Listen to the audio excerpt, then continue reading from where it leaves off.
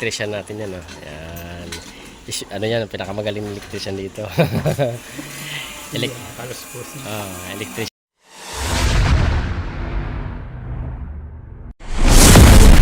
So right mga Kuragon, update ko naman kayo sa ginagawa natin dito kung saan ilang araw tayo nakapag-upload. Kaya let's go!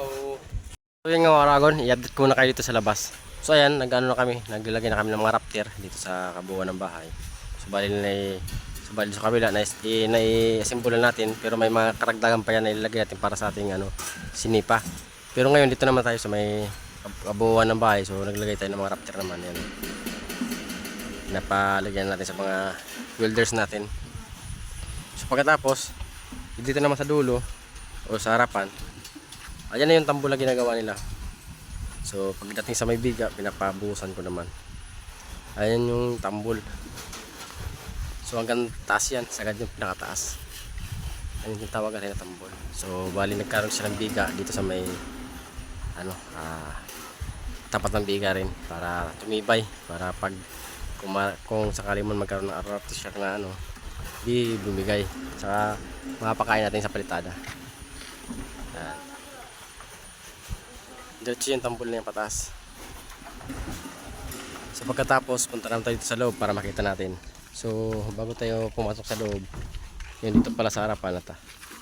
Yan, patapos na rin ni Domingong palitadahan. Ayan. So balik konti-konti na lang. Tinatapos niya pala niya itong harap nito. So mamaya yan, tapos na yan. Lilipat na siya dito sa kabila. So dito naman sa kabila, ito, nagpumpisa na rin ako magpapalitada dito sa may side, sa may tiris. Pinumpisa na rin natin magpalitadaan. So dito, ayan. So makapal yung palitadaan dito, kaya pagkatapos ni Domingo, dyan, lilipat naman siya dito sa kabilang palitadaan naman. So, makapal-kapal yan. So pasokin natin doon sa loob para makita natin yung tsura na. Ayan.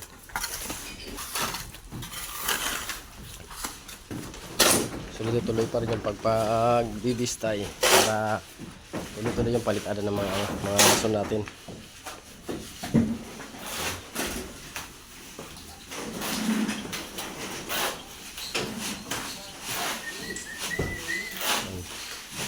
Tapos dito rin sila nag-prepare ng hinalo nila para sa palitada ng 3 mason doon sa harapan, tapos dito sa kabila, tapos dito naman si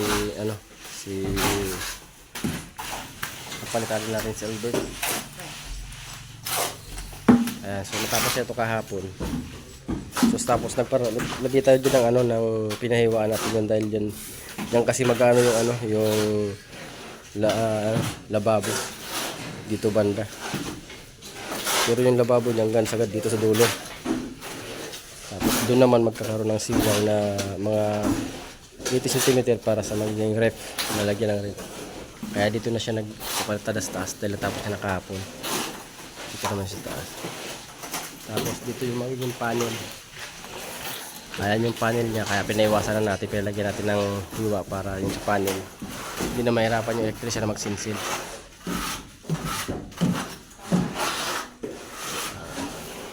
So maya rin, tapos na rin yan. Tapos susunod niya yun sa dulo para baplastira na rin dulo yun.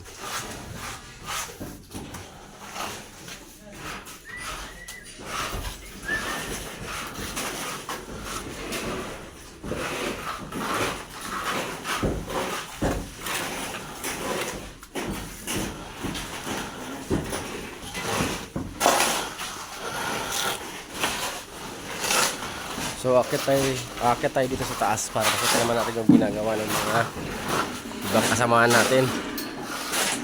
Ayun. Kasi nagkakaroon naman dito. Para sa ito naman sa side. Yan. Naka-plaster din dito si Par. Pababa rin siya. Dahil natapos na rin niya itong area na to. Tapos yung sa kabila natapos na rin niya. Kaya pababa na.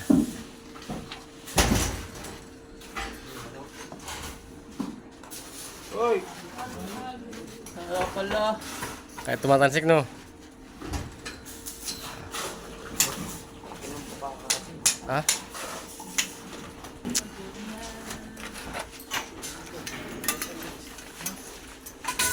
Ito naman si Bap, electrician natin yan, no? Ayan. Ano yan, pinakamagaling electrician dito. Electrician. Kabila, no? Oo, putol. Ayan, tinamaan. So, nakakonik yan dito, no? Mas maganda niyan. Diretso, no? Ay, dito lang naman, dito. Ito, yung dahil yung supply mo. Kaya nga yung supply mapunta dun. Patay lahat. Kaya nga. So ito na yung ano, tambol. So ang sukat pala niya na 50 by 30 yung lapad niya, 50 yung haba. Yung 30 yung lapad, yung haba, ano, 50. Yan. Yung pinakatambol. So dito niya pataas. So tapos dito, ayan yung pinagpalitan nila Chris nung nakaraang araw. So dito tapos na rin to. Pinalitan na rin nung sa baba palitada. Ito na rin natapos niya. Pero yan na to. Sa may tiris. So tapos iniwasan lang natin sa may canopy. Kasi may canopy tayo dyan. Iniwasan nila. Tapos dito. Iniwasan lang nila. Tapos punta tayo dito sa kabila. Ayan, nagbubuhos sila ng biga. Tapos poste. So last buhos na nila ng biga. Tapos poste. Tapos okay na. Ayan si tatay.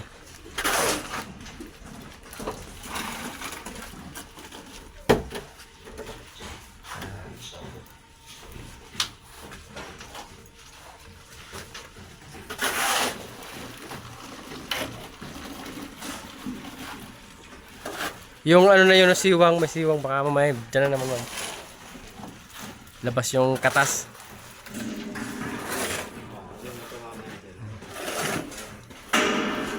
Tapos dito sa taas, ito na yung ating ano, rafter para sa ating trusses at tubular. At 2x6 na tubular natin. So si Chris na ano dyan, nag-welding. Hindi na natin siya pinaka-plaster dahil si Chris na ang dito pa welding natin. So isinit up ko lang muna. Tapos si Chris na nag-welding sa taas. So ito na yung rafter sa taas. Si Chris tapos si ano, si basta yun na. Ayan yung helper niya. So, ito na yan. So bali ang magdadala lang ito sa gitna kasi wala tayong salo. Ang pinakasalo nito yung asintada. Yung asintada kasi natin continue niya pataas. Pag ganito. Punta dito yung continue niya nakataas. Kaya nag-aabang tayo mga ano, mga dowels. Yan, naka-dowels yan dyan. Lahat yan may dowels. Kasi yun ang magiging ano niya, pinakasalo. Yung ating asintada. Pagkatapos, pag nasalo ng asintada, i-welding pa natin. So maya-maya nito, maglagay na sila ng C-para links. Para naman sa ating ano, ating 2x3 na C-para links, nilagay na sa ibabaw.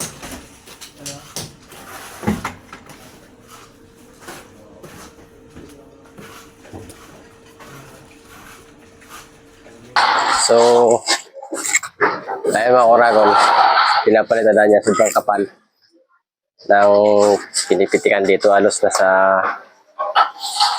2 inches yung kapal ng pinaplastiran. Kaya medyo di pwedeng biglayin agad-agad dahil pag binigla mo baka bumagsak lang. So, paano ano lang. Kaya ginagawa, pitik-pitik lang. So ngayon, dahil medyo manipis na, so ginagawa niya, pinapahira niya na para umabot sa pantay ng ano, talsi. Lumipis na. So, ngayon, naubos na yung halo. Maghihintay naman siya ng halo dahil maghalo pa yung mga tropa natin. So, maya-maya niya, matigas na yan. So, pwede na yan buuin na haguran ng ano, ng halo para maabot na yung kapantayan ng palitada. So yun mga Oragon dito sa taas. Ito na yung ginagawa dito. Ayan na pinapa-pulwid ko na kay Chris yung mga ano, mga lock. So bali yung mga tansi tayo dyan, no? Tansi. Tapos tansi rin dito sa dulo. Tansi sa gitna pala, tapos tansi sa dulo. Tapos itong nilagay nila dito na 10mm. Ito yung magiging ano ng hollow blocks kasi dito naka ano yung hollow blocks natin, nakasandal. Punta doon. Hollow blocks yan. Tapos dito, hollow blocks din yan. Lahat dito may mga hollow blocks. Ito na yung taas.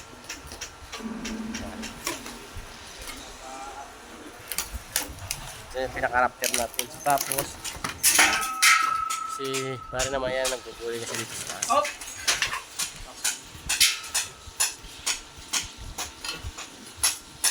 Tapos si Bob naman, ito naman yung piniprepare niya para sa pagkasintadaan nga dito. Kasi salo to ng ano, salo ng ano natin biga. Ng rafter natin, salo. Kaya nga asintadahan na.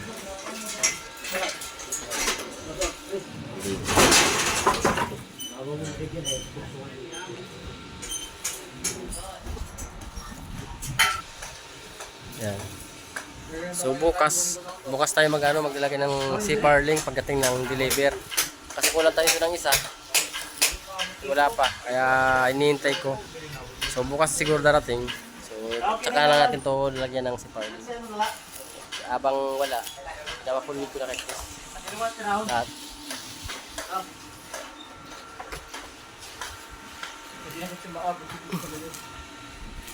so naglalagay na sila ng ano, ng apakan nila sa taas. Sinisit up na nila para maangat na nila yung tambol na ginagawa nila. So bali nabuhusan na rin. So bukas niyan, hanggang taas na sila nun.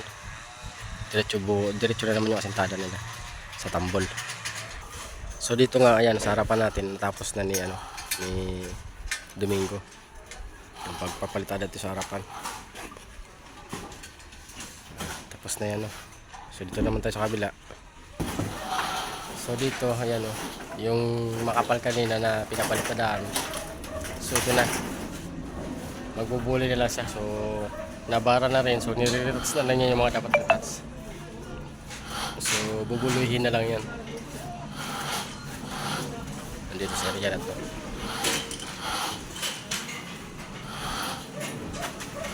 So tapos dito naman si Alberto. Ayan. So magbubuli na rin siya. At tapos na rin.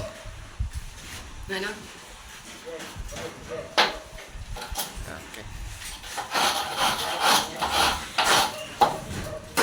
So chinecheck talaga niya ng gusto kung sa bara. Kailangan lang sa bara yung palitada.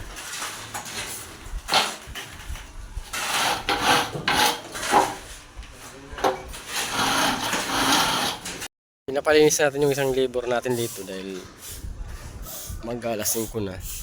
So papalinisan ko tong area na to para bago man mag-out malinis. Tapos na. Kunti na lang, nikos yan. Okay na tong area na to.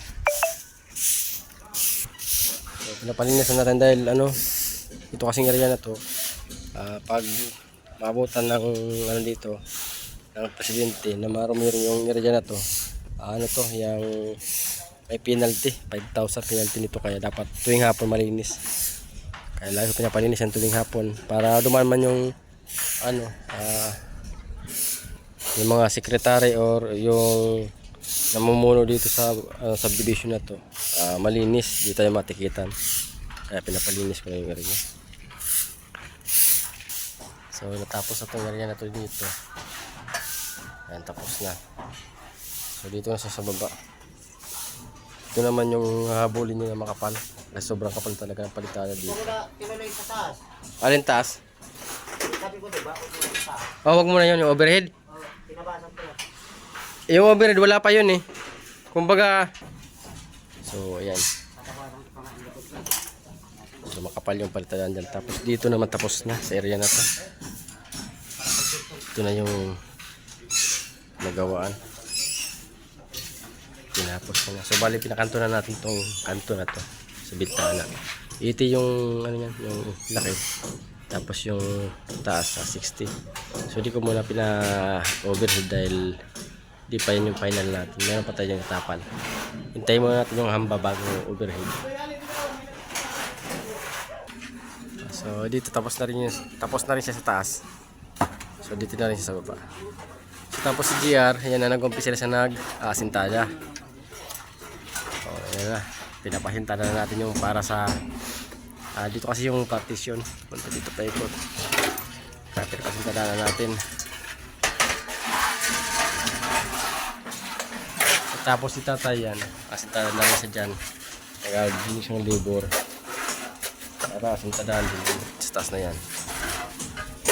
Si Chris naman yan. Sa mga tapos niya na. Nakalak na rin yung mga ano. Pinapalak ko na muna para bukas. Ano tayo, continue na tayo dahil andyan na yung bakal. Yung 2x6 na tubular. Andyan na. So bukas continue tayo sa pag-process natin. Mababa lang kasama natin na.